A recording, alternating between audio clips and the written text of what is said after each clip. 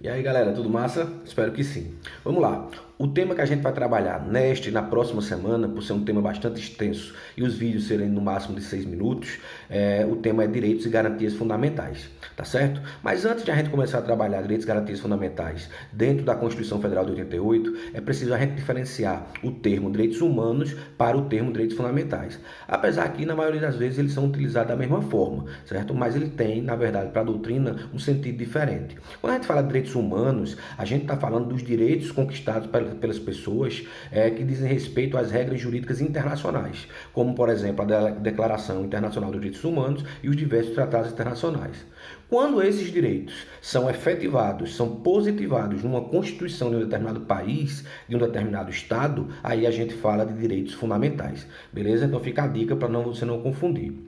Isso posto, nós vamos trabalhar os direitos e garantias fundamentais que se encontram no título 2 da Constituição Federal, entre o artigo 5º e o artigo 17, beleza? Observe a importância que o Constituinte de 88 deu aos direitos e garantias fundamentais. Ele vem logo no título 2, logo após ao título Princípios Fundamentais. Isso tem muito a ver pela questão anterior ao regime da Constituição de 88, que foi o período da ditadura militar, onde os direitos foram muito atacados.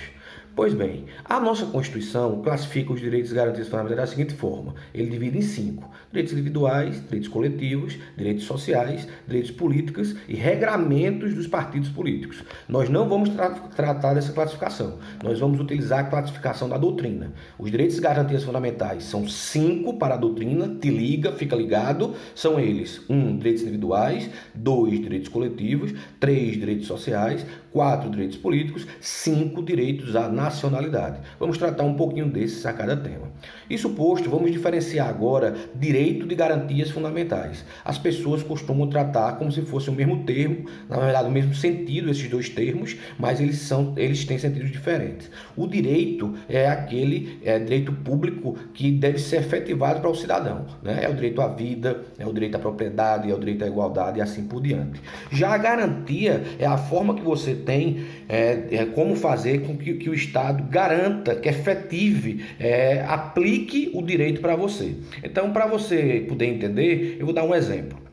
O direito é você ir e vir, direito de locomoção. Só que se alguém impede ou tenta impedir o seu direito de locomoção, você vai para a garantia, o remédio constitucional, que é o habeas corpus. Então, cuidado para não cair nisso, principalmente nas questões de concurso. Isso posto, agora a gente vai passar a falar dos princípios que orientam os direitos e garantias fundamentais. São alguns, mas vamos falar de 2. Primeiro, o princípio da universalidade. Os direitos e garantias fundamentais são universais. Eles são garantidos a todos e todas.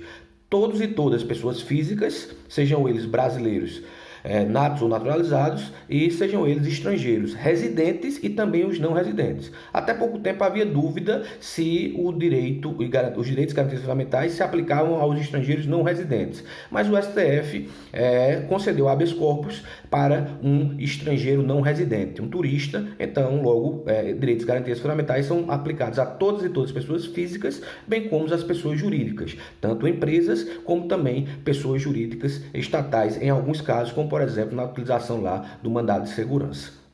Beleza? Então falamos agora dos princípios, vamos falar rapidamente das características. São várias as características dos direitos fundamentais, mas os mais cobrados em concurso são 3 as características dos direitos e garantias fundamentais. Os mais cobrados, é claro. Primeiro, eles são históricos, ou seja, foram conquistados com o passar do tempo, com muita luta.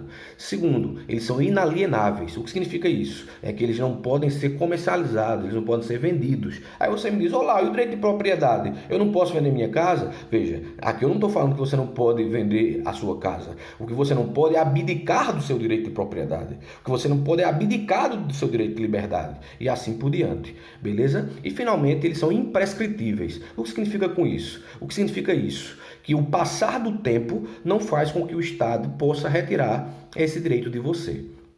Tranquilo? Essas são as características. Eu esqueci de falar lá na parte dos princípios do segundo princípio, o princípio da relativização. Os direitos e garantias fundamentais são relativos. O que significa isso? Não existe uma hierarquia entre direitos e garantias fundamentais. Não existe um direito que seja maior ou mais forte que o outro. Diante do caso concreto, um direito pode se encontrar, pode bater de frente com o outro e pela análise do caso, pelo princípio da proporcionalidade, você vai ver qual é o direito que prevalece. Por exemplo, o direito à vida, ele não é absoluto. Existem hipóteses, por exemplo, que a mulher pode abortar. São 3, né?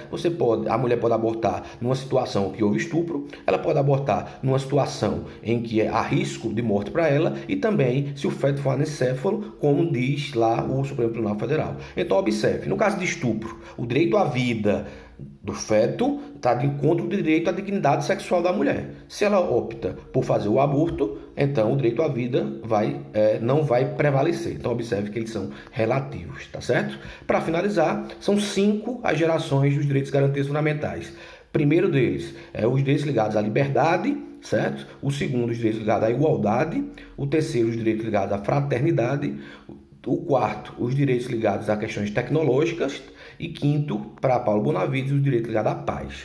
A partir de amanhã, a gente começa a falar dos direitos individuais. Valeu, tchau, tchau.